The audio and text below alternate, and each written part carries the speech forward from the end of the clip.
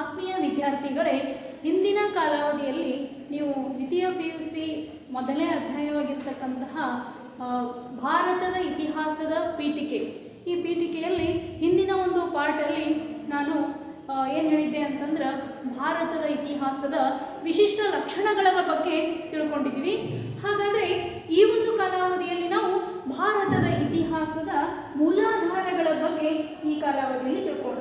ಹಾಗಾದರೆ ಈ ಭಾರತದ ಇತಿಹಾಸದ ಮೂಲಾಧಾರಗಳು ಅಂತ ಹೇಳಿ ಇದು 10 ಮಾರ್ಕ್ಸಿನ ಕ್ವಶನ್, ಇದ್ರಾಗ 5 ಮಾರ್ಕ್ಸಿನ ಕ್ವಶನ್ ಕೇಳ್ತಾರ, ಡಿವೈಡ್ ಮಾಡಿ ಕೇಳ್ತಾರೆ. ಈ ಮೂಲಾಧಾರಗಳಲ್ಲಿ 2 ಪಾರ್ಟ್ ಬರ್ತಾವ. ಒಂದು ಪುರಾತತ್ವ ಅಥವಾ ಪ್ರಾಕ್ತನ ಮೂಲಾಧಾರಗಳು, ಇನ್ನೊಂದು ಸಾಹಿತ್ಯಾಧಾರಗಳು ಅಂತ ಹೇಳಿ 2 ಪಾರ್ಟ್ ಬರ್ತಾವ. ಅದರಲ್ಲಿ ಪ್ರಾಕ್ತನ ಶಾಸ್ತ್ರಾಧಾರಗಳನ್ನ ವಿವರಿಸಿ ಅಂತ ಹೇಳಿ ಕೇಳಬಹುದು.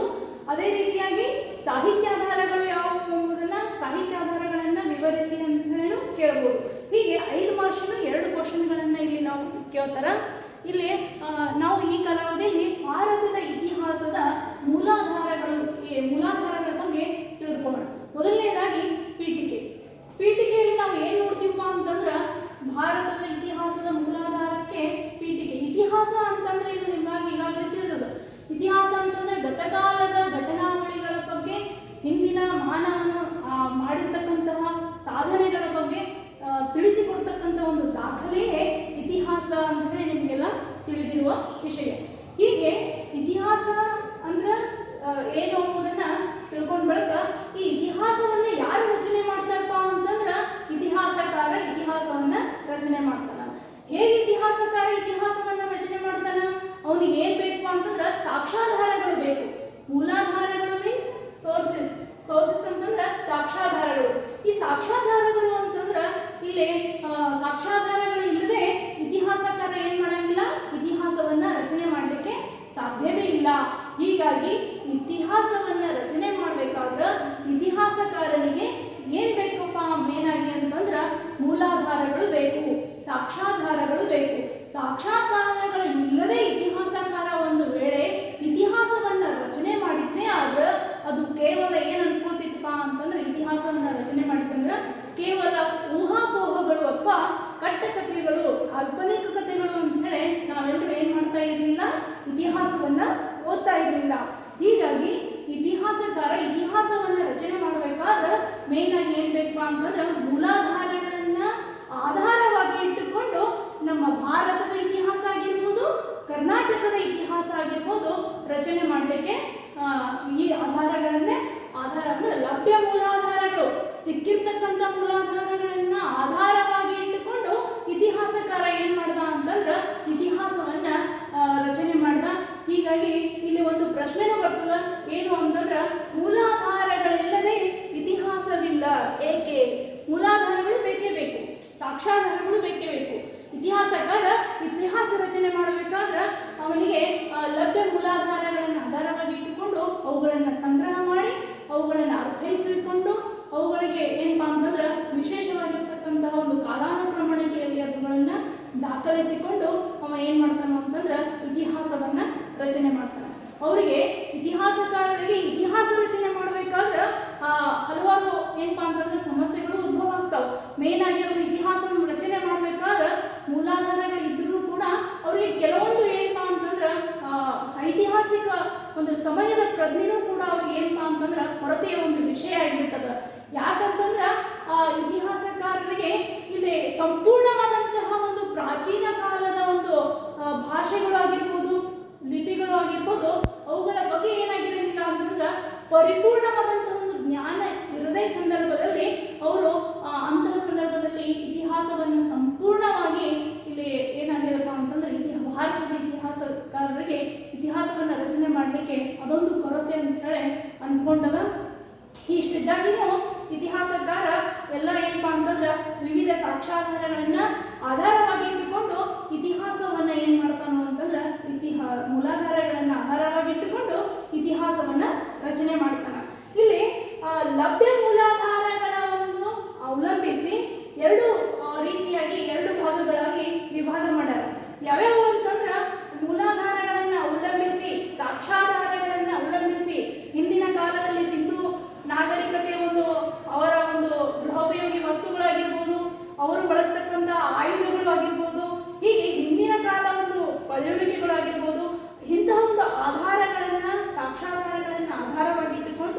ಇಲ್ಲೇನು ಮಾಡ್ಯಾರಪ್ಪ ಅಂತಂದ್ರೆ ಎರಡು ಭಾಗಗಳಾಗಿ ವರ್ಗೀಕರಣ ಮಾಡ್ಯಾರ.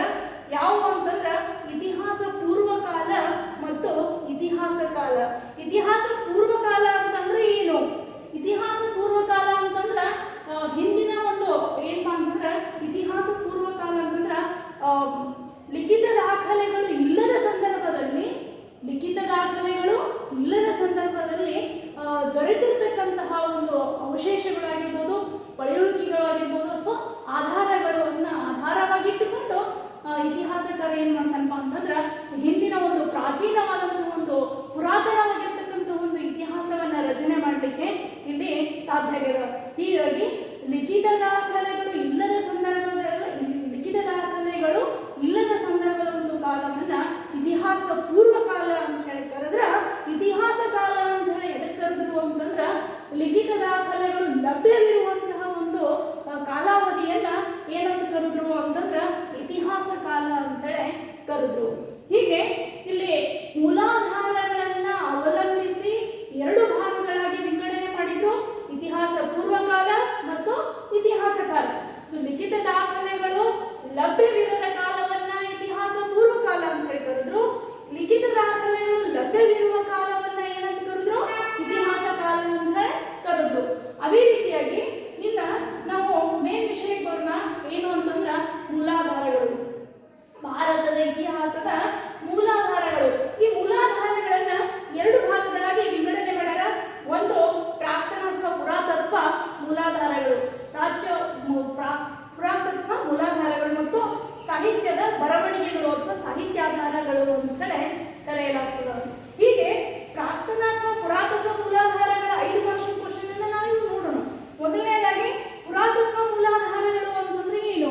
ಹಿಂದಿನ ಕಾಲದ ಪ್ರಾಚೀನ ಕಾಲದ ಏನಪ್ಪಾ ಅಂತಂದ್ರೆ ಮಾನವನ ಒಂದು ಚಟುವಟಿಕೆಗಳಾಗಿರ್ಬೋದು, ಅವನು ಮಾಡಿರ್ತಕ್ಕಂಥ ಒಂದು ಸಾಧನೆಗಳ ಒಂದು ದಾಖಲೆಗಳು, ಪಳೆಯುಳಿಕೆಗಳು, ಅವನು ಬಳಸ್ತಕ್ಕಂಥ ಆಯುಧಗಳು ಆಗಿರ್ಬೋದು, ನಾಣ್ಯಗಳು ಆಗಿರ್ಬೋದು, ಹೀಗೆ ಹಲವಾರು ಏನಪ್ಪಾ ಅಂತಂದ್ರೆ ಆ ಪುರಾತತ್ವ ಮೂಲಾಧಾರಗಳಲ್ಲಿ ಬರ್ತಕ್ಕಂತಹ ವಿಷಯಗಳು.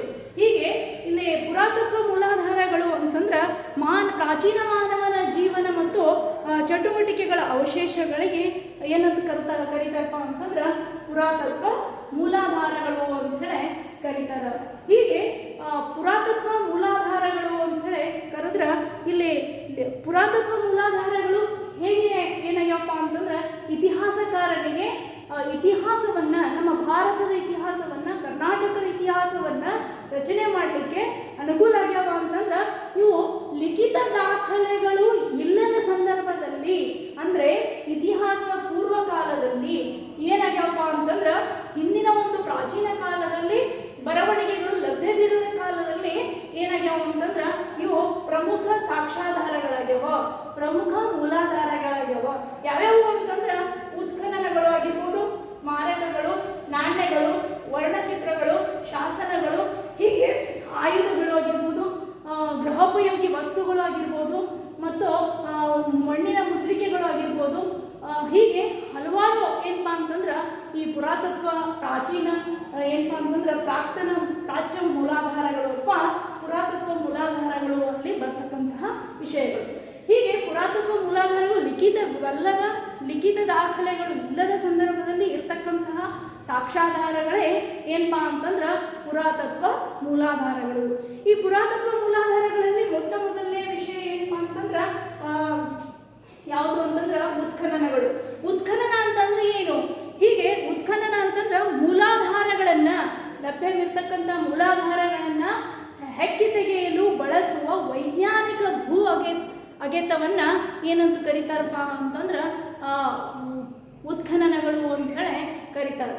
ನೆಲದಲ್ಲಿ ಉಗಿದು ಹೋಗಿರ್ತಕ್ಕಂತಹ ಹಲವಾರು ಆಧಾರಗಳನ್ನ ವೈಜ್ಞಾನಿಕ ಪದ್ಧತಿಯನ್ನ ಅಳವಡಿಸಿಕೊಂಡು ಅವುಗಳನ್ನು ಏನು ಮಾಡ್ತಾರೋ ಉತ್ಖನನದ ಮುಖಾಂತರ ಹೊರತೆಗೆದು ಅವುಗಳ ಒಂದು ಆಧಾರವಾಗಿ ಇಟ್ಟುಕೊಂಡು ಇತಿಹಾಸಕಾರ ಏನು ಮಾಡ್ತಾರ, ಇತಿಹಾಸವನ್ನ ರಚನೆ ಮಾಡ್ತಾರ. ಹೀಗೆ ಉತ್ಖನನಗಳು ಕೂಡ ಲಿಖಿತವಲ್ಲದ ಸಂದರ್ಭದಲ್ಲಿ ಇತಿಹಾಸ ಪೂರ್ವಕಾಲದಲ್ಲಿ ಇತಿಹಾಸಕಾರರಿಗೆ ಇತಿಹಾಸವನ್ನ ರಚನೆ ಮಾಡಲಿಕ್ಕೆ ತುಂಬಾನೇ ಏನಾಗ್ಯಾವು ಅಂತಂದ್ರೆ ಅನುಕೂಲ ಆಗ್ಯಾವ. ಅದೇ ರೀತಿಯಾಗಿ ಇಲ್ಲಿ ಉತ್ಖನನಗಳು ಅಂತಂದ್ರೆ ಹಿಂದಿನ ಒಂದು ಸಿಂಧೂ ನಾಗರಿಕತೆಯ ಒಂದು ನಾವು ಇತಿಹಾಸವನ್ನ ತಿಳ್ಕೋಬೇಕಾಗಿದ್ರೆ ಸಿಂಧೂ ನಾಗರಿಕ ಜನರು ಹೇಗಿದ್ರು, ಈಗ ಏನು ಮಾಡ್ಯಾರಪ್ಪ ಅಂತಂದ್ರೆ ಉತ್ಖನನಗಳನ್ನು ಕೈಗೊಂಡಾರ.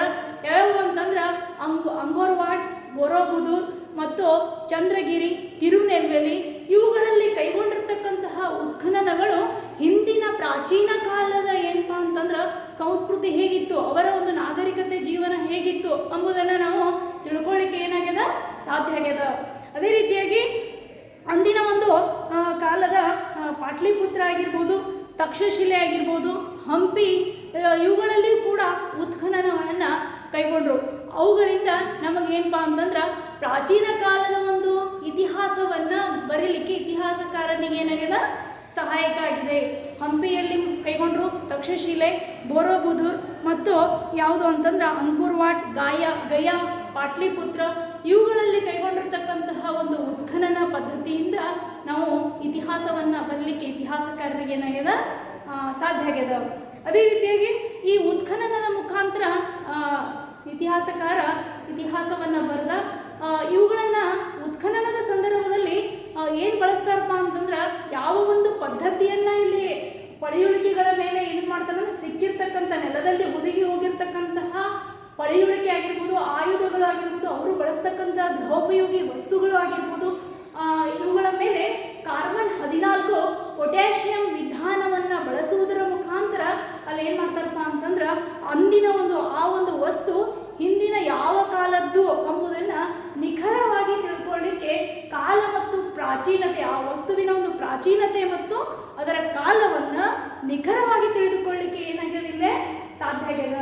ಹೀಗೆ ಉತ್ಖನನದ ಮುಖಾಂತರ ಇಲ್ಲಿ ಏನಾಗ್ಯದ ಅಂತಂದ್ರೆ ಇತಿಹಾಸಕಾರ ಪ್ರಾಚೀನ ಕಾಲದ ಒಂದು ಇತಿಹಾಸವನ್ನು ಬರಲಿಕ್ಕೆ ಸಾಕ್ಷಾಧಾರವಾಗಿ ಇದು ಲಿಖಿತವಲ್ಲದ ಸಂದರ್ಭದಲ್ಲಿ ಇದು ಒಂದು ಪ್ರಮುಖ ಆಧಾರ ಎನಿಸ್ಕೊಂಡದ. ಅದೇ ರೀತಿಯಾಗಿ ಇನ್ನು ಎರಡನೇದೇನು ಅಂತಂದ್ರೆ ಸ್ಮಾರಕಗಳು. ಈ ಸ್ಮಾರಕಗಳು ಕೂಡ, ಸ್ಮಾರಕ ಅಂತಂದ್ರೆ ಏನು,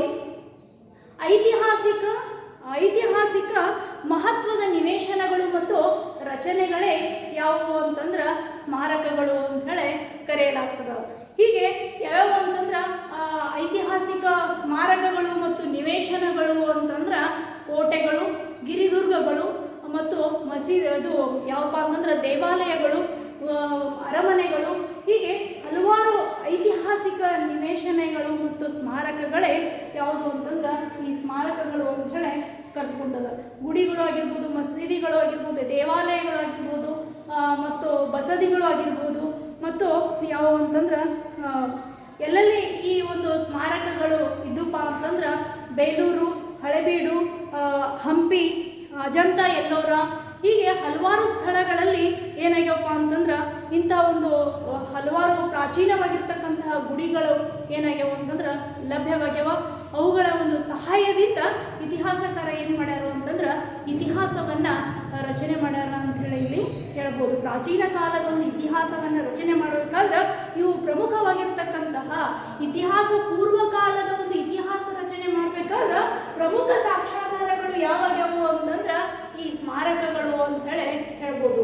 ಯಾವ್ಯಾವ ಸ್ಥಳಗಳಲ್ಲಿ ಅಂತಂದ್ರೆ ಇಲ್ಲಿ ಭಾರತದಲ್ಲಿ ವಿವಿಧ ಒಂದು ಹಳೆಬೀಡು ಮತ್ತು ಹಂಪಿ ಮುಂತಾದ ಸ್ಥಳಗಳಲ್ಲಿ ಆದ್ರೆ ಇಲ್ಲಿ ಬುದ್ಧನ ಮೂರ್ತಿಗಳು ಕೂಡ ನಮಗೆ ಹಲವಾರು ಸ್ಥಳಗಳಲ್ಲಿ ಲಭ್ಯ ಆಗಿರೋದ್ರಿಂದ ಹಿಂದಿನ ಕಾಲದ ಒಂದು ಸ್ಥಿತಿಗತಿಗಳ ಬಗ್ಗೆ ತಿಳಿದುಕೊಳ್ಳಿಕ್ಕೆ ಅನುಕೂಲ ಆಗಿದೆ. ಅದೇ ರೀತಿಯಾಗಿ ಮೂರನೇ ಒಂದು ಏನು ಅಂತಂದ್ರೆ ಪುರಾತತ್ವ ಮೂಲಾಧಾರ ಅಂತಂದ್ರೆ ನಾಣ್ಯಗಳ ಅಧ್ಯಯನವೇ ನಾಣ್ಯಶಾಸ್ತ್ರ ಅಂತ ಹೇಳಿ ಕರೀತಾರ. ನಾಣ್ಯಗಳ ಅಧ್ಯಯನವೇ ನಾಣ್ಯಶಾಸ್ತ್ರ.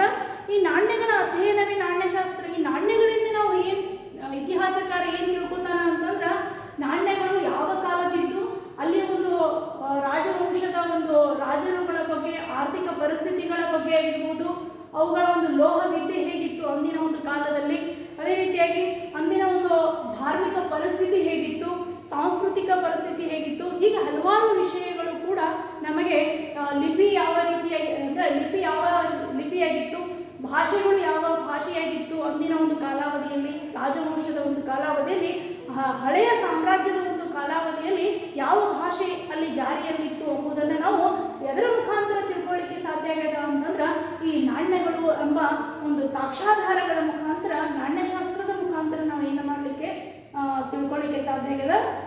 ಹಿಂದಿನ ಕಾಲದ ರಾಜವಂಶಗಳ ಬಗ್ಗೆ, ಆರ್ಥಿಕ ಪರಿಸ್ಥಿತಿ, ಧರ್ಮದ ಒಂದು ಸ್ಥಿತಿಗತಿ ಹೇಗಿತ್ತು, ಲೋಹವಿದ್ಯೆ ಹೇಗಿತ್ತು, ಒಂದು ಲಿಪಿ ಭಾಷೆ, ಹೀಗೆ ಹಲವಾರು ವಿಷಯಗಳ ಬಗ್ಗೆ ತಿಳಿಸಿಕೊಡ್ಲಿಕ್ಕೆ ಹಿಂದಿನ ಒಂದು ಪ್ರಾಚೀನ ಕಾಲದ ಈ ನಾಣ್ಯಗಳು ತುಂಬಾ ಏನಾಗ್ಯಾವು ಅಂತಂದ್ರೆ ಸಾಕ್ಷ್ಯಾಧಾರ ಆಗಲಿಕ್ಕೆ ನೇರವಾದಂಥ ಒಂದು ಆಧಾರಗಳು ಅಂತೇಳಿ ಕರೆಸ್ಕೊಂಡಾವ.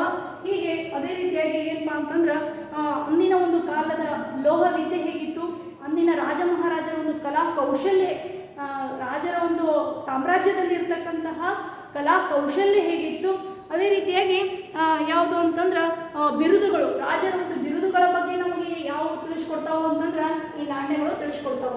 ವ್ಯಾಪಾರ ವಹಿವಾಟುಗಳು ಹೇಗಿತ್ತು, ಒಂದು ದೇಶ ಒಂದು ರಾಜ್ಯದಿಂದ ಇನ್ನೊಂದು ರಾಜ್ಯಕ್ಕೆ ಅಥವಾ ಒಂದು ರಾಷ್ಟ್ರ ಇನ್ನೊಂದು ರಾಷ್ಟ್ರದ ಜೊತೆ ವ್ಯಾಪಾರ ಸಂಬಂಧ ಹೇಗಿತ್ತು, ಮತ್ತು ನೇರವಾದಂತಹ ಒಂದು ಏನಪ್ಪಾ ಅಂತಂದ್ರೆ ಗಡಿ ಭಾಗದ ಒಂದು ಗಡಿಯ ಒಂದು ಏನು ಅಂತಂದ್ರೆ ರಾಜ್ಯದ ಮೆರೆಗಳ ಬಗ್ಗೆನೂ ಕೂಡ ಯಾವ ತಿಳಿಸ್ಕೊಡ್ತಾವ ಅಂತಂದ್ರೆ ಈ ನಾಣ್ಯಗಳು ತಿಳಿಸ್ಕೊಡ್ತಾವೆ. ಹೀಗೆ ನಾಣ್ಯಗಳ ಮುಖಾಂತರ ನಾವು ಏನು ಅಂತಂದ್ರೆ ಹಲವಾರು ಹಿಂದಿನ ಒಂದು ವಿಜಯನಗರ ಸಾಮ್ರಾಜ್ಯವಾಗಿರ್ಬೋದು, ಗುಪ್ತರ ಒಂದು ಕಾಲದ ಒಂದು ಲಭ್ಯವಾಗಿರ್ತಕ್ಕಂಥ ನಾಣ್ಯಗಳು ಆಗಿರ್ಬೋದು, ಕುಶಾನರ ಒಂದು ನಾಣ್ಯ ವ್ಯವಸ್ಥೆ ಆಗಿರ್ಬೋದು, ಅಂದಿನ ಒಂದು ಕಾಲದ ಪ್ರಾಚೀನ ರಾಜ ಮನೆತನಗಳ ಒಂದು ಮನೆತನಗಳಲ್ಲಿ ಯಾವ ರೀತಿಯ ನಾಣ್ಯಗಳನ್ನು ಬಳಸ್ತಾ ಇದ್ರು, ಅದರಿಂದ ನಮಗೂ ಹಲವಾರು ಏನಪ್ಪಾ ಅಂತಂದ್ರೆ ಸಾಮಾಜಿಕ ಆಗಿರ್ಬೋದು, ಧಾರ್ಮಿಕ ಆಗಿರ್ಬೋದು, ಆರ್ಥಿಕ ಪರಿಸ್ಥಿತಿ, ಲೋಹವಿದ್ಯೆ, ಕಲಾ ಕೌಶಲ್ಯ, ಅಂದಿನ ಒಂದು ರಾಜ್ಯದ ಮೆರೆಗಳ ಬಗ್ಗೆ, ಹೀಗೆ ಹಲವಾರು ಮಾಹಿತಿಗಳು ಲಿಪಿಗಳ ಬಗ್ಗೆ, ಭಾಷೆಗಳ ಬಗ್ಗೆ ತುಂಬಾ ಏನಾಗ್ಯಾವಪ್ಪ ಅಂತಂದ್ರೆ ಇತಿಹಾಸಕಾರನಿಗೆ ಇತಿಹಾಸದ ಒಂದು ಪ್ರಾಚೀನ ಕಾಲದ ಇತಿಹಾಸವನ್ನು ರಚನೆ ಮಾಡಲಿಕ್ಕೆ ಯಾವ ಸಹಾಯಕ ಆಗ್ಯಾವ ಅಂತಂದ್ರೆ ಈ ನಾಣ್ಯಗಳು ಸಹಾಯಕ ಆಗ್ಯಾವ. ಅದೇ ರೀತಿಯಾಗಿ ಇನ್ನೊಂದು ಯಾವ ಸಾಕ್ಷಾಧಾರ ಪುರಾತತ್ವ ಮೂಲಾಧಾರಗಳು ಅಂತಂದ್ರೆ ವರ್ಣಚಿತ್ರಗಳು ಅಂತಂದ್ರೆ ಏನಪ್ಪಾ? ವರ್ಣಚಿತ್ರಗಳು ಅಂತಂದ್ರೆ ವಿವಿಧ ಕಾಲಗಳ ವರ್ಣಚಿತ್ರಗಳು ನಮಗೆ ಲಭ್ಯ ಆಗ್ಯಾವ. ಅಜಂತಾ ಗುಹೆಗಳಲ್ಲಿ ಇರ್ತಕ್ಕಂಥ ವರ್ಣರಂಜಿತ ಗೋಡೆಗಳ ಮೇಲೆ ಅತ್ಯಂತ ವರ್ಣರಂಜಿತವಾಗಿ ಚಿತ್ರಿಸಲ್ಪಟ್ಟಿರ್ತಕ್ಕಂತಹ ಚಿತ್ರಗಳು ಅವು ಇತಿಹಾಸಕಾರನಿಗೆ ಹಿಂದಿನ ಒಂದು ಪ್ರಾಚೀನತೆಯ ಒಂದು ಸಾಮಾಜಿಕ, ಧಾರ್ಮಿಕ, ಆರ್ಥಿಕ, ಸಾಂಸ್ಕೃತಿಕ ಇವೆಲ್ಲ ವಿಷಯಗಳ ಬಗ್ಗೆ ಏನು ಮಾಡ್ಯಪ್ಪ ಅಂತಂದ್ರೆ ವಿಶೇಷವಾದಂಥ ಮಾಹಿತಿಯನ್ನು ತಿಳಿಸಿಕೊಡ್ಲಿಕ್ಕೆ ಪ್ರಮುಖ ಮೂಲಾಧಾರಗಳು ಅಂತ ಹೇಳಿ ಕರೆಸ್ಕೊಂಡಾವ. ಹೀಗೆ ಅಂದಿನ ಒಂದು ಕಾಲದ ಈ ರೀತಿಯಾದ ಮಾಹಿತಿಯನ್ನು ಅತ್ಯಂತ ಆ ವರ್ಣಚಿತ್ರಗಳನ್ನು ಅಜಂತಾ ಗುಹೆಗಳಲ್ಲಿ ಇರ್ತಕ್ಕಂಥ ಮಹಾರಾಷ್ಟ್ರದ ಅಜಂತಾ ಗುಹೆಗಳಲ್ಲಿ ಇರ್ತಕ್ಕಂತಹ ವರ್ಣಚಿತ್ರಗಳನ್ನು ನೋಡಿದ ಕೂಡಲೇ ನಮಗೆ ಅತ್ಯಂತ ಕಣ್ಣಿಗೆ ಕಟ್ಟುವಂತಹ ಒಂದು ದೃಶ್ಯಾವಳಿಗಳನ್ನು, ಘಟನಾವಳಿಗಳನ್ನು ನಮಗೆ ಏನು ಮಾಡ್ತಾವಪ್ಪ ಅಂತಂದರೆ ಇನ್ನೂ ಕೂಡ ತಿಳಿಸಿಕೊಡ್ತಾವ. ಹೀಗಾಗಿ ಅಂದಿನ ಕಾಲದ ಒಂದು ಕೇಶಾಲಂಕಾರ ಪದ್ಧತಿ ಹೇಗಿತ್ತು, ನಾಗರಿಕ ಜೀವನ ಹೇಗಿತ್ತು, ಅವರ ಒಂದು ಉಡುಗೆ ತೊಡುಗೆಗಳು ಹೇಗಿತ್ತು, ಹಬ್ಬ ಹರಿದಿನಗಳನ್ನು ಯಾವ ರೀತಿಯಾಗಿ ಆಚರಣೆ ಮಾಡ್ತಾ ಇದ್ರು, ಅದೇ ರೀತಿಯಾಗಿ ಅವರು ಒಂದು ಏನಪ್ಪಾ ಅಂತಂದ್ರೆ ಮನರಂಜನಾ ಒಂದು ಸಮಾರಂಭಗಳನ್ನು ಹೇಗೆ ಆಚರಣೆ ಮಾಡ್ತಾ ಇದ್ರು, ಉತ್ಸವಾದಿಗಳನ್ನು ಹೇಗೆ ಉತ್ಸವಾದಿಗಳನ್ನು ಹೇಗೆ ಆಚರಣೆ ಮಾಡ್ತಾ ಇದ್ರು, ಹೀಗೆ ಹಲವಾರು ವಿಷಯಗಳನ್ನು ಏನು ಮಾಡ್ತಾವಪ್ಪ ಅಂತಂದ್ರೆ ಈ ವರ್ಣರಂಜಿತ ಚಿತ್ರಗಳು ಏನಾಗ್ಯಾವಪ್ಪ ಅಂತಂದ್ರೆ ಇತಿಹಾಸಕಾರನಿಗೆ ಪ್ರಾಚೀನ ಇತಿಹಾಸವನ್ನು ತಿಳಿಸಿಕೊಡ್ಲಿಕ್ಕೆ ತುಂಬಾನೇ ಏನಾಗ್ಯಾವ ಅಂತಂದ್ರೆ ಸಾಕ್ಷ್ಯಾಧಾರಗಳು ಅಂತ ಹೇಳಿ ಕರೆಸ್ಕೊಂಡಾವ. ಇನ್ನು ಇಲ್ಲಿ ವರ್ಣಚಿತ್ರಗಳು ಈ ರೀತಿಯಾಗಿ ಹಿಂದಿನ ಒಂದು ಪ್ರಾಚೀನ ಭಾರತದ ಇತಿಹಾಸ ರಚನೆ ಮಾಡಲಿಕ್ಕೆ ತುಂಬಾನೇ ಏನಾಗ್ಯಾವ ಅಂತಂದ್ರೆ ಮೌಲ್ಯಯುತವಾದಂಥ ಮಾಹಿತಿಯನ್ನ ಒದಗಿಸಿಕೊಡ್ತಾವ. ಅದೇ ರೀತಿಯಾಗಿ ಲಾಸ್ಟ್ ಒನ್ ಯಾವ್ದಪ್ಪ ಅಂತಂದ್ರೆ ಪುರಾತತ್ವ ಮೂಲಾಧಾರಗಳಲ್ಲಿ ಅಂತಂದ್ರೆ ಶಾಸನಗಳು. ಇದು ಬಹಳಷ್ಟು ಮಹತ್ವವನ್ನು ಉಳ್ಳದ್ದು, ಅತ್ಯಂತ ಪ್ರಮಾಣಬದ್ಧವಾದಂತಹ ಮೌಲ್ಯಯುತವಾದಂತಹ ಮಾಹಿತಿಯನ್ನ ಯಾವುದು ಒದಗಿಸಿಕೊಡ್ತೈತಿ, ನೇರ ಆಧಾರ ಯಾವ್ದು ಅನಿಸ್ಕೊಂಡದಪ್ಪ ಅಂತಂದ್ರೆ ಈ ಶಾಸನಗಳು ಅಂತ ಹೇಳಿ ಕರೆಸ್ಕೊಂಡು, ಶಾಸನಗಳ ಅಧ್ಯಯನವೇ ಶಾಸನಶಾಸ್ತ್ರ ಅಂತ ಹೇಳಿ ಕರೆಯಲಾಗ್ತದ. ಹೀಗೆ ಶಾಸನಗಳ ಅಧ್ಯಯನವೇ ಶಾಸನಶಾಸ್ತ್ರ. ಹಲವಾರು ಏನಪ್ಪಾ ಅಂತಂದ್ರೆ ರಾಜರುಗಳು ಏನು ಮಾಡ್ತಾ ಇದ್ರು ಅಂತಂದ್ರೆ ಶಾಸನಗಳನ್ನು ವಿವಿಧ ಒಂದು ಗೋಡೆಗಳ ಮೇಲೆ ಬರೆಸ್ತಾ ಇದ್ರು. ಶಿಲೆಗಳ ಒಂದು ಗೋಡೆಗಳ ಮೇಲೆ ಆಗಿರ್ಬೋದು, ಕಲ್ಲಿನ ಶಿಲೆಗಳ ಗೋಡೆಗಳು ಆಗಿರ್ಬೋದು, ಮಣ್ಣಿನ ಮುದ್ರಿಕೆಗಳ ಮೇಲೆ ಏನು ಮಾಡ್ತಾ ಇದ್ರು ಅಂತಂದ್ರೆ ಮಾಹಿತಿಯನ್ನು ಬರೆಸಿಡ್ತಾ ಇದ್ರು. ಹೀಗೆ ಮುದ್ರೆಗಳ ಮೇಲೆ, ಶಿಲೆಗಳ ಬಂಡೆಗಳು, ಗೋಡೆಗಳ ಮೇಲೆ, ತಾಮ್ರ ಪಟಗಳ ಮೇಲೆ ಮತ್ತು ಕಲ್ಲನ್ನು ಕೊರೈಸಿ ಅದರ ಮೇಲೆ ಏನು ಮಾಡ್ತಾ ಇದ್ರು ಅಂತಂದ್ರೆ ಮುದ್ರೆಗಳನ್ನು, ಹಲವಾರು ಮಾಹಿತಿಯನ್ನು, ಅವರ ಬಿರುದುಗಳನ್ನು, ಅವರ ಒಂದು ಪದ್ಧತಿಗಳನ್ನು, ಅವರ ಒಂದು ಸಾಧನೆಗಳನ್ನು ಏನು ಮಾಡ್ತಾ ಇದ್ರು ಅಂತಂದ್ರೆ ಅಲ್ಲಿ ವಿಶೇಷವಾಗಿ ತಾಮ್ರಪಟಗಳ ಮೇಲೆ, ಶಿಲೆಗಳ ಗೋಡೆಗಳ ಮೇಲೆ, ಮಣ್ಣಿನ ಮುದ್ರಿಕೆಗಳ ಮೇಲೆ ಮತ್ತು ಯಾವುದು ಅಂತಂದ್ರೆ ಕಬ್ಬಿಣ ಕಂಬಗಳ ಮೇಲೆ ಏನು ಮಾಡ್ತಾಯಿದ್ರು ಅಂತಂದ್ರೆ ಬಿಡಿಸಿ ಮುದ್ರಿಸಿ ಇಡ್ತಾ ಇದ್ರು. ಹೀಗಾಗಿ ಇತಿಹಾಸಕಾರನಿಗೆ ಇವು ತುಂಬಾ ಏನಾಗ್ಯಪ್ಪ ಅಂತಂದ್ರೆ ನೇರ ನಂಬಲರ್ಹವಾಗಿರ್ತಕ್ಕಂತಹ ಪ್ರಮಾಣಬದ್ಧವಾಗಿರ್ತಕ್ಕಂಥ ಮಾಹಿತಿಯನ್ನು ಕೊಡ್ತಾ ಇರುವುದರಿಂದ ಇವುಗಳು ತುಂಬಾ ನೇರವಾಗಿರ್ತಕ್ಕಂಥ ಒಂದು ಸಂಪರ್ಕವನ್ನು ಒದಗಿಸ್ತಕ್ಕಂಥ ಒಂದು ಮೂಲಾಧಾರಗಳು ಯಾವ್ಯಾವಪ್ಪ ಅಂತಂದ್ರೆ ಈ ಶಾಸನಗಳು ಅಂಥೇಳಿ ನಾವು ಇಲ್ಲಿ ಹೇಳಬೇಕಾಗ್ತದೆ. ಹೀಗೆ ಶಾಸನಗಳು ಸುಮಾರು ಭಾರತದಲ್ಲಿ 75,000ಕ್ಕಿಂತ ಹೆಚ್ಚು ಶಾಸನಗಳು ನಮ್ಮ ಭಾರತದಲ್ಲಿ ಏನಾಗ್ಯಪ್ಪ ಅಂತಂದ್ರೆ ಲಭ್ಯವಾಗ್ಯವ. 75,000ಕ್ಕಿಂತ ಹೆಚ್ಚು ಶಾಸನಗಳು ಲಭ್ಯ ಆಗಿದ್ರೆ ಅವುಗಳ ಒಂದು ಶಾಸನಗಳು ಯಾವ ರೀತಿಯ ಭಾಷೆಗಳನ್ನು ಹೊಂದಿದ್ದು, ಲಿಪಿಗಳನ್ನು ಹೊಂದಿದ್ದು, ಇವುಗಳ ಮಾಹಿತಿಯನ್ನು ನಮಗೆ ತಿಳಿಸ್ಕೊಡ್ತಾವ. ಅಂದಿನ ಒಂದು ಶಾಸನಗಳು ನಮ್ಮ ಭಾರತದಲ್ಲಿ ಕನ್ನಡ, ಪ್ರಾಕೃತ, ಪ್ರಾದೇಶಿಕ, ತಮಿಳು, ತೆಲುಗು ಹೀಗೆ ಹಲವಾರು ಭಾಷೆಗಳನ್ನು ಹೊಂದಿರತಕ್ಕಂತಹ ಸುಮಾರು 75,000ಕ್ಕಿಂತ ಹೆಚ್ಚಿನ ಶಾಸನಗಳು ಏನಾಗ್ಯಾವ ಲಭ್ಯವಾಗ್ಯಾವ. ಹೀಗೆ ಈ ಒಂದು ಶಾಸನಗಳು ಹಿಂದಿನ ಕಾಲದ ಒಂದು ಏನಪ್ಪಾ ಅಂತಂದ್ರೆ ಘಟನಾವಳಿಗಳು, ರಾಜರ ಒಂದು ಸಾಧನೆಗಳು, ಹಿಂದಿನ ಒಂದು ಘಟನಾವಳಿಗಳ ಬಗ್ಗೆ ಆಗಿರ್ಬೋದು, ಬಿರುದು ಬಾವಲಿಗಳ ಬಗ್ಗೆ ಆಗಿರ್ಬೋದು, ದಾನಪತ್ರಗಳು ಆಗಿರ್ಬೋದು, ಹಲವಾರು ವಿಷಯದ ಒಂದು ಮಾಹಿತಿಯನ್ನು ಯಾವ ಒದಗಿಸಿ ಕೊಡ್ತಾವ ಅಂತಂದ್ರೆ ಈ ಒಂದು ಶಾಸನಗಳು. ಹಲವಾರು ಶಾಸನಗಳು ಏನಾಗ್ಯಾವು ಅಂತಂದ್ರೆ ಇಲ್ಲಿ ಸಿಂಧು ನಾಗರಿಕತೆಯ ಒಂದು ಮಣ್ಣಿನ ಮುದ್ರಿಕೆಗಳ ಮೇಲೆ ಸಿಂಧು ನಾಗರಿಕತೆಯ ಜನರು ಏನು ಮಾಡ್ತಾ ಇದ್ರು, ಮುದ್ರಿಕೆಗಳ ಮೇಲೆ ತನ್ನ ಒಂದು ಲಿಪಿಗಳ ಮುಖಾಂತರ ಏನು ಮಾಡ್ತಾ ಇದ್ರು, ಖರೋಷ್ಠಿ, ಬ್ರಾಹ್ಮಿ ಲಿಪಿ ಆಗಿರ್ಬೋದು, ಹೀಗೆ ಹಲವಾರು ಪ್ರಾಚೀನ ಒಂದು ಲಿಪಿಗಳ ಮುಖಾಂತರ ಅವ್ರು ಏನು ಮಾಡ್ತಾ ಇದ್ರು ಅಂತಂದ್ರೆ ಈ ಒಂದು ಶಾಸನಗಳ ಮೇಲೆ ಬರೆದಿಡುವಂಥ ಒಂದು ಕೆಲಸವನ್ನು ಮಾಡ್ತಾ ಇದ್ರು. ಅವುಗಳನ್ನು ಇಲ್ಲಿ ಸಿಂಧು ನಾಗರಿಕತೆಯ ಒಂದು ಸಿಂಧು ನಾಗರಿಕತೆಯ ಒಂದು ಕಾಲದಲ್ಲಿ ಶಾಸನಗಳನ್ನು ಇತಿಹಾಸಕಾರನಿಗೆ ಓದಲಿಕ್ಕೆ ಸಾಧ್ಯ ಆಗಿಲ್ಲ. ಅದಕ್ಕಾಗಿ ಅಶೋಕನ ಶಾಸನಗಳು ಪ್ರಾಚೀನತಮವಾದಂತಹ ಒಂದು ಪ್ರಾಚೀನ ಶಾಸನಗಳು ಯಾವಪ್ಪ ಅಂತಂದ್ರೆ ಅಶೋಕನ ಶಾಸನಗಳು ಅಂತ ಹೇಳಿ ಏನಾಗ್ಯದ ಹೆಚ್ಚು ಪ್ರಾಚೀನ ಶಾಸನಗಳು ಯಾವಪ್ಪ ಅಂತಂದ್ರೆ ಅಶೋಕನ ಶಾಸನಗಳು ಅಂತ ಹೇಳಿ ಕರೆಯಲಾಗಿದೆ. ಸಿಂಧು ನಾಗರಿಕತೆಯ ಒಂದು ಶಾಸನಗಳು, ಮಣ್ಣಿನ ಮುದ್ರಿಕೆಗಳ ಮೇಲೆ ಬರೆದಿರ್ತಕ್ಕಂಥ ಒಂದು ಶಾಸನಗಳು ಏನಾಗ್ಯವು ಓದಲಿಕ್ಕೆ ಸಾಧ್ಯವಾಗಿಲ್ಲ. ಕೆಲವೊಂದು ವಿಷಯಗಳನ್ನು ತಿಳ್ಕೊಳ್ಳಿಕ್ಕೆ ಲಿಪಿ ಮತ್ತು ಏನಪ್ಪಾ ಅಂತಂದ್ರೆ ಭಾಷೆಯ ಒಂದು ತಿಳ್ಕೊಳ್ಳುವುದರಲ್ಲಿ ಕೊರತೆ ಉಂಟಾಗಿದೆ. ಹೀಗಾಗಿ ಅಶೋಕನ ಶಾಸನಗಳು ಪ್ರಾಚೀನತಮವಾದಂತಹ ಶಾಸನಗಳು ಅಂತ ಹೇಳಿ ಕರೆಸ್ಕೊಂಡದ. ಹೀಗೆ ಇಲ್ಲಿ ಒರಿಸ್ಸಾದ ಹಾತಿಗುಂಪಾ ಶಾಸನ ಮತ್ತು ರವಿಕೀರ್ತಿಯು ಹೊರಡಿಸಿರ್ತಕ್ಕಂತಹ ಯಾವುದು ಅಂತಂದ್ರೆ ರವಿಕೀರ್ತಿ ಹರಿಸೇನಿನಿಂದ ರಚಿತವಾಗಿರ್ತಕ್ಕಂತಹ ಅಲಹಾಬಾದ್ ಶಾಸನ ಮತ್ತು ಯಾವುದು ಅಂತಂದ್ರೆ ಹಲ್ಮಿಡಿ ಶಾಸನ. ಹೀಗೆ ಕರ್ನಾಟಕದ ಇತಿಹಾಸ ಮತ್ತು ಭಾರತದ ಇತಿಹಾಸವನ್ನು ತಿಳಿಸಿಕೊಡ್ತಕ್ಕಂತಹ ಪ್ರಾಚೀನತಮವಾದಂಥ ಒಂದು ಶಾಸನ ಯಾವುದು ಅಂತಂದ್ರೆ ಈ ಹಲ್ಮಿಡಿ ಶಾಸನ ಅಂತ ಹೇಳಿ ನಾವು ಇಲ್ಲಿ ಹೇಳ್ಬೋದು. ಕಾಕುತ್ಸವರ್ಮನು ರಚಿಸಿರ್ತಕ್ಕಂತಹ ಹಲ್ಮಿಡಿ ಶಾಸನ, ಈ ಒಂದು ಶಾಸನ ನಮ್ಮ ಒಂದು ಕರ್ನಾಟಕದ ಇತಿಹಾಸವನ್ನು ತಿಳಿದುಕೊಳ್ಳಿಕ್ಕೆ ತುಂಬಾ ಏನಾಗ್ಯವಪ್ಪ ಅಂತಂದ್ರೆ ಶಾಸನಗಳು ತುಂಬಾ ಏನಾಗ್ಯಾವ ಸಹಾಯಕವಾಗ್ಯಾವ. ಹೀಗೆ ಇಲ್ಲಿಯವರೆಗೆ ನಾವು ಏನಪ್ಪಾ ಅಂತಂದ್ರೆ ಒಂದು 5 ಮಾರ್ಕ್ಸಿನ ಕ್ವಶನ್ ಯಾವುದು ಅಂತಂದ್ರೆ ಮೂಲಾಧಾರಗಳಲ್ಲಿ 2 ವಿಧಗಳು. ಅದರಲ್ಲಿ ಪುರಾತತ್ವ ಮೂಲಾಧಾರಗಳು. ಪುರಾತತ್ವ ಮೂಲಾಧಾರ ಅಂದ್ರೆ ಏನು, ಉತ್ಖನನಗಳು ಅಂದ್ರೆ ಏನು, ಉತ್ಖನನಗಳಲ್ಲಿ ಮತ್ತು ಸ್ಮಾರಕಗಳು, ನಾಣ್ಯಗಳು, ವರ್ಣಚಿತ್ರಗಳು, ಶಾಸನಗಳು ಇವೆಲ್ಲವುಗಳ ಬಗ್ಗೆ ನಾವು ತಿಳಿದುಕೊಂಡೆವು. ಇನ್ನು ಮುಂದಿನ ಕಾಲಾವಧಿಯಲ್ಲಿ ನಾವು ಯಾವುದ್ರ ಬಗ್ಗೆ ತಿಳ್ಕೊಂತೀವಪ್ಪ ಅಂತಂದ್ರೆ ಭಾರತದ ಇತಿಹಾಸದ ಮೂಲಾಧಾರಗಳಲ್ಲಿ ಸಾಹಿತ್ಯದ ಬರವಣಿಗೆಗಳು, ಸಾಹಿತ್ಯಾಧಾರಗಳ ಬಗ್ಗೆ 5 ಮಾರ್ಕ್ಸಿನ ಕ್ವಶನ್ ನಾವು ಮುಂದಿನ ಕಾಲಾವಧಿಯಲ್ಲಿ ತಿಳಿದುಕೊಳ್ಳೋಣ.